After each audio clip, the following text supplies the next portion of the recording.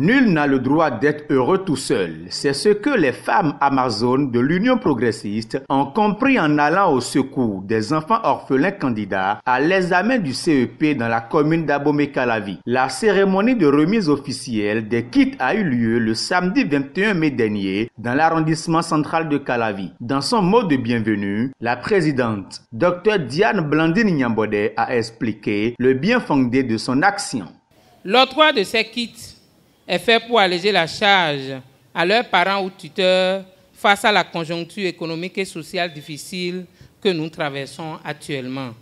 Ils sont 100 candidats orphelins bénéficiaires de cet appui, leur permettant de se préparer activement et de composer avec sérénité.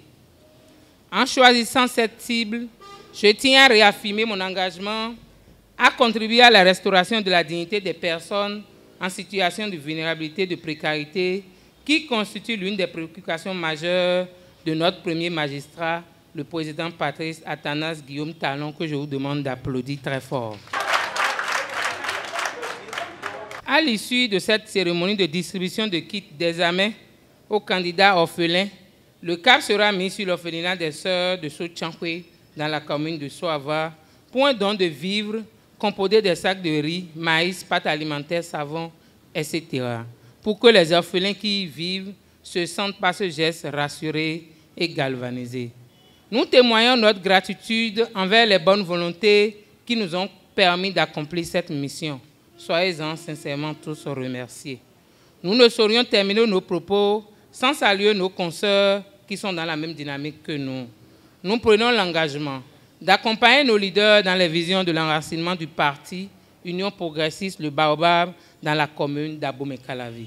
Au-delà des 100 enfants orphelins d'Abomey-Calavi qui ont reçu les kits d'examen, l'orphelinat Maria Goretti de la commune de Soava a reçu des vivres pour les enfants orphelins. Présents à cette cérémonie, les chefs d'arrondissement de Calavi, de Godomé, de Rouedo, de Glodibé et la conseillère Edmond de Fonton ont salué l'initiative de la dame de fer Dr Diane Blandine Nyambodé qui, malgré les contraintes difficiles du moment, a pensé venir en aide aux enfants orphelins. Malgré son agenda chargé, le député Epiphane Renfort a rehaussé la cérémonie par sa présence. Il a surtout dans son message salué la bravoure de la présidente Dr Diane Blandine Nyambodé qui se bat à cœur joie. Ne regardez pas vos difficultés auxquelles vous êtes confrontés aujourd'hui. C'est-à-dire, vous avez soit le père n'est pas là, soit la maman n'est pas là. Dieu est avec vous. Le parti Union progressiste sera avec vous. Les leaders de notre parti seront avec vous. Et c'est ce qui se fait ce matin à travers les femmes amazones, leur présidente, la docteure Diane Nyambodé. Si vous connaissez un tout petit peu la chaleur, la douleur qu'elle a traversée, pourtant, elle lève la tête très haute. Et quand je la vois tout le temps dans les initiatives, je dis, est-ce qu'il y a encore des femmes courageuses comme ça dans notre pays, dans notre arrondissement? Et je peux déjà vous rassurer les enfants que elle est une femme modèle qu'il faut suivre, ne serait-ce dans le mental. Sans le mental, vous ne pouvez pas réussir. Donc déjà, ce matin, dites-vous que les 100 enfants bénéficiaires de ce kit-là seront tous admis. Amen. Vous serez tous admis. Amen.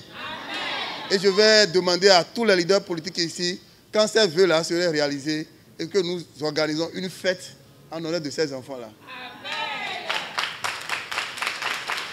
Après la remise des kits aux enfants d'Abomey-Calavi, la délégation des femmes s'est rendue à Sochankwe pour la remise des vivres à l'orphelinat Maria Goretti. Une action salutaire à caractère social qui vient à point nommé selon les responsables de cet orphelinat.